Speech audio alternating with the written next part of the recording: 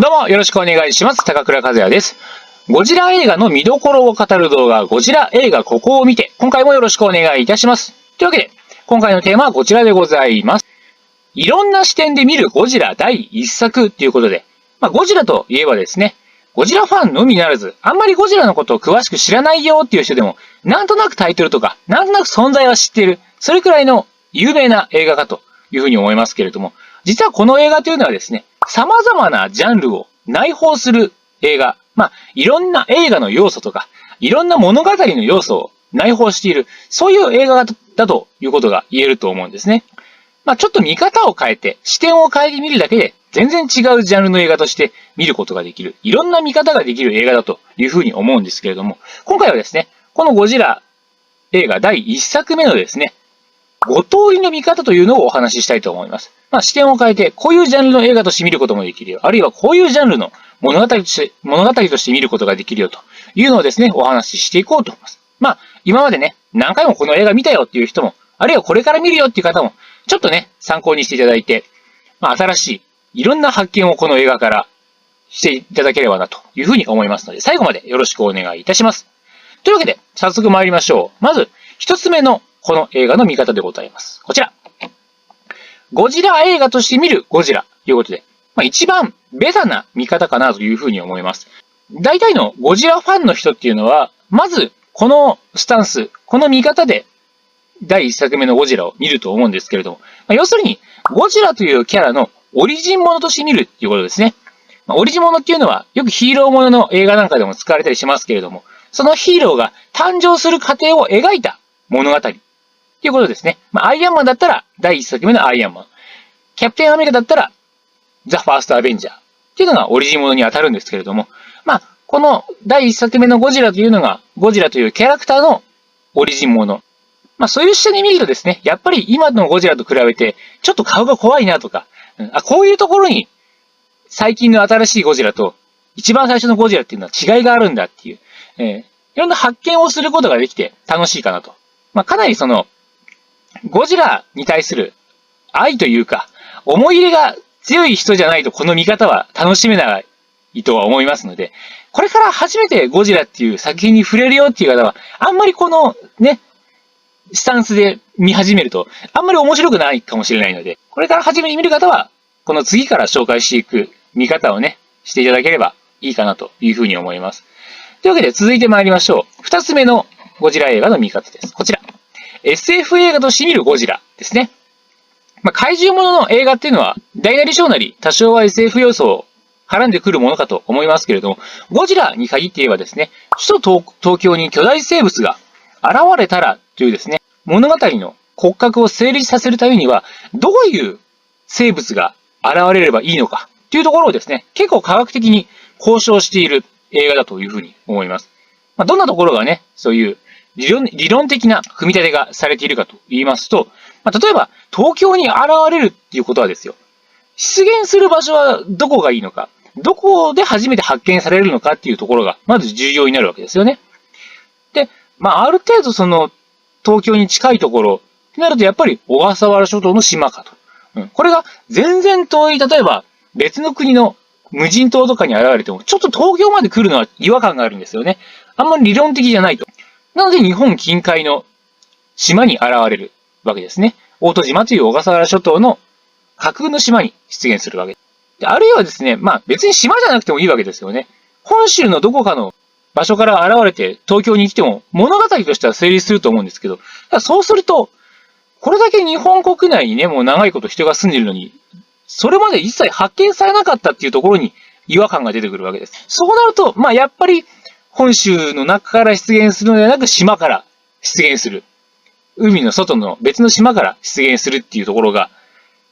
一応理屈としては一番通るわけですよね。となると、この島から東京に来るわけだから、海の中で泳げなきゃいけない。そもそも島に住んでるって言ってもその島に島民はいるわけだから、その島民にも見つかっていないということは普段海の中にいるんだろうな。ってことは海の中でも生活できる怪獣じゃなきゃいけない。陸上には上がってくるわけだから、やっぱり海と陸両方で活動できる生き物じゃなきゃいけないっていうことは、海生生物から陸上獣類に進化する過程の中間にいる生物っていう、そのね、設定がだんだん物語から派生して固まってくるわけですよね。こういうところに SF 要素、リアリティを感じさせるね、設定面の練り込みっていうのが感じられるわけですね。そういうところに注目してみると、SF 映画としても楽しめるかなというふうに思います。はい。で、次の見方がこちらでございます。ホラー映画として見るゴジラですね。結構ね、映画の中で随所にですね、怖がらせる演出、恐怖を煽る演出っていうのがたくさん使われてるんですね。それこそこの今左に表示している、この画像のシーンですよね。嵐の中ですね、外で雷がビカビカとなっている、その様子に怯えている島民をゴジラが襲うっていう、そういうシーンなんですけれども、この外で雷が光って、その明かりで顔が照らされて、で、その怯えている登場人物の顔が映ってっていう、この演出の仕方って、海外のね、例えば、吸血鬼ものとか、怪奇もの、いわゆるホラー映画の演出として、ベタですよね。割とね、特に古い映画とかでもよくあるじゃないですか。外で雷が鳴って、怪しげな怪物が襲ってくるっていう。そういう、海外のホラー映画の演出を輸入した恐怖演出もあれば、ちょっと日本独自というかね、いわゆるジャパニーズホラーみたいな、ドロドロとした、あるいはジメジメとした、ちょっと嫌な感じのする怖さの演出っていうのを映画の中でね、あったりするんですよ。そういう西洋というか、和洋折衷のね、日本と海外の演出のいいところをうまいこと混ぜ合わせた、そういう演出のされ方がいろんなところで見られる映画でもありますし、なおかつですね、そういった超常的な怖さ以外にもですね、例えば戦争に対する恐怖であるとか、原爆、水爆、放射能、そういったものに対する恐怖、現実的な怖いものっていうものから感じられるリアルな怖さっていうものも映画の中で描かれてるんですね。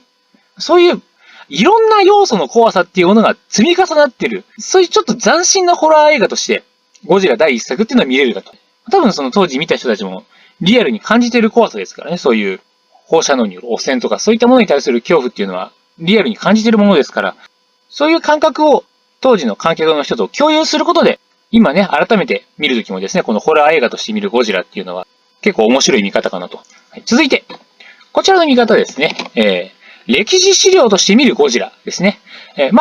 このね、ゴジラっていう映画は、そもそもの特撮技術のね、歴史を知る上でも重要な作品ではあります。鉄塔が熱で溶けるシーンとかね、その街を破壊するシーンとか、そういう特撮的な人から見た特撮歴史の資料っていう風な面で重要な映画でもあるんですけれども、僕がよりね、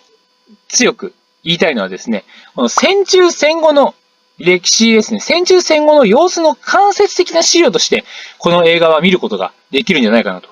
あくまでね、この映画っていうのはフィクションのね、物語ですから、その当時戦中戦後の様子をそのままね、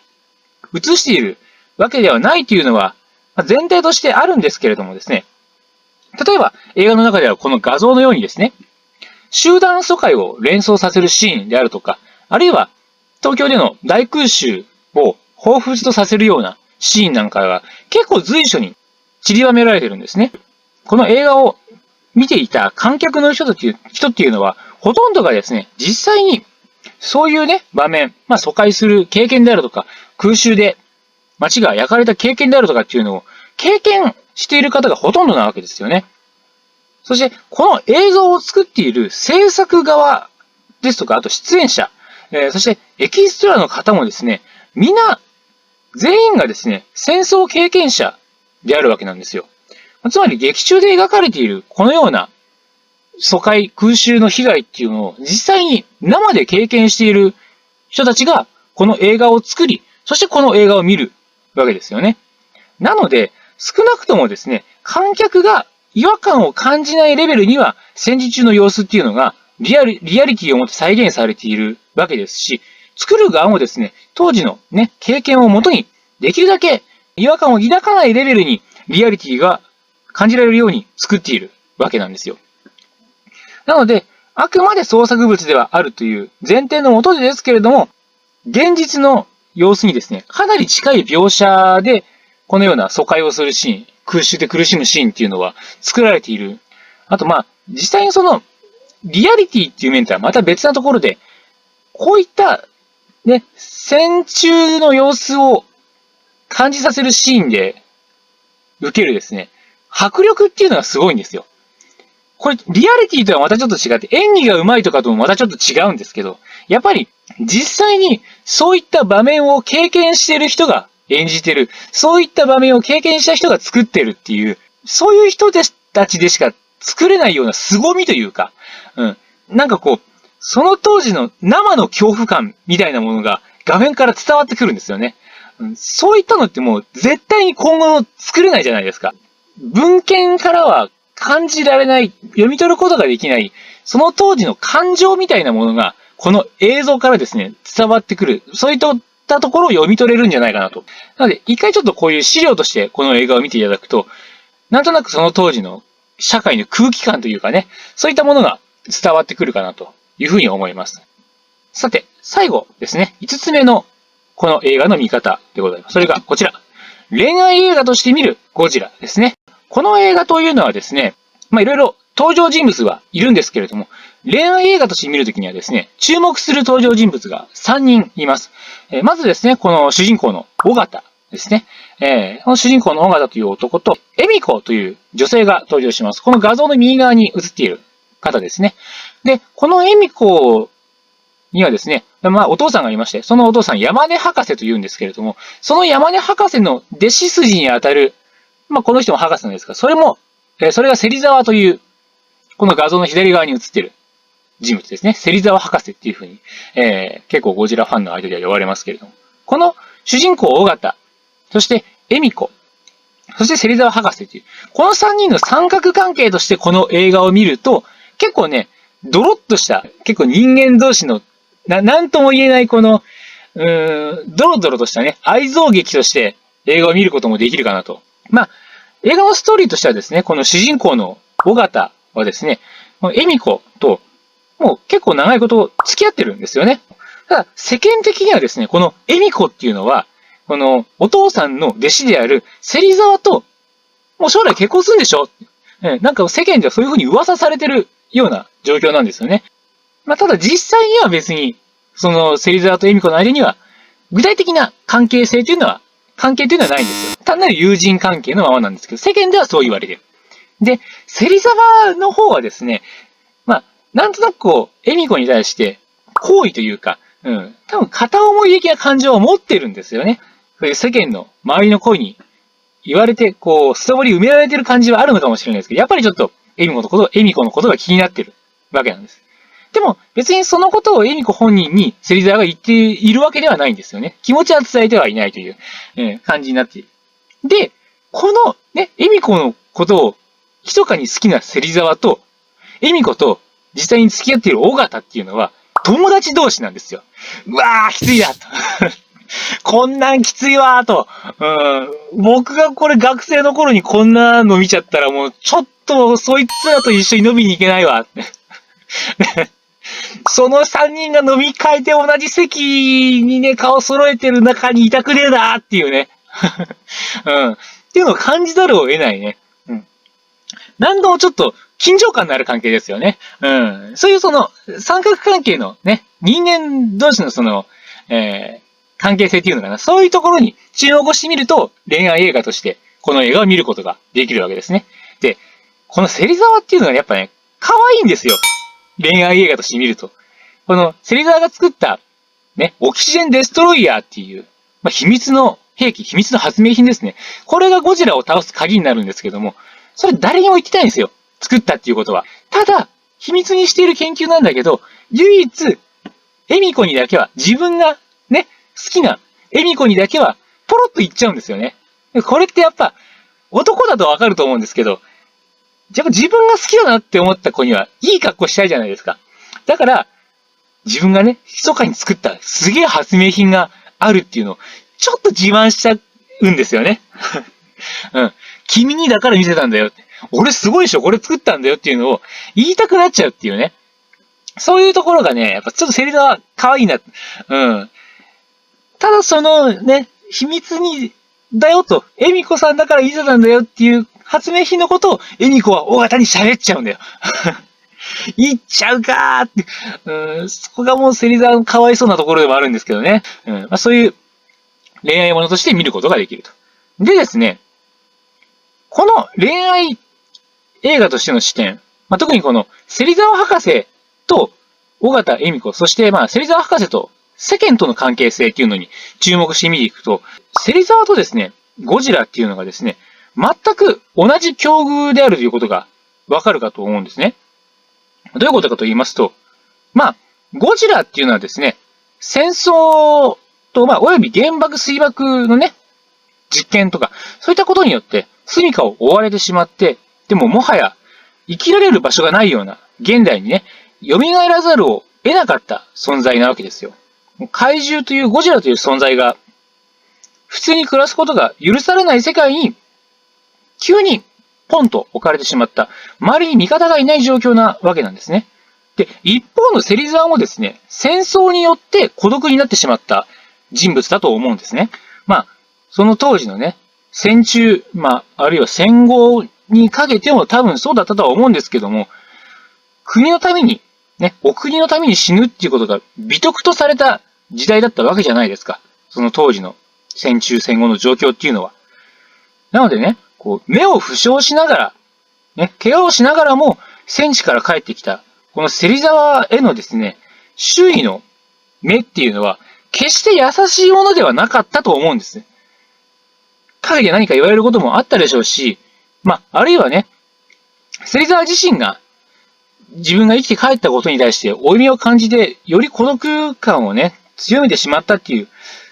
こともあると思うんです。だからこそ芹沢っていうのは人目を避けて地下の研究室で研究に励んでいた。そうならざるを得なかったという部分があると思うんですよ。で、そんな芹沢にとってですね、本当にね、唯一、心の拠り所であったのが恵美子なんですよね。この人がいるから、芹沢はまだ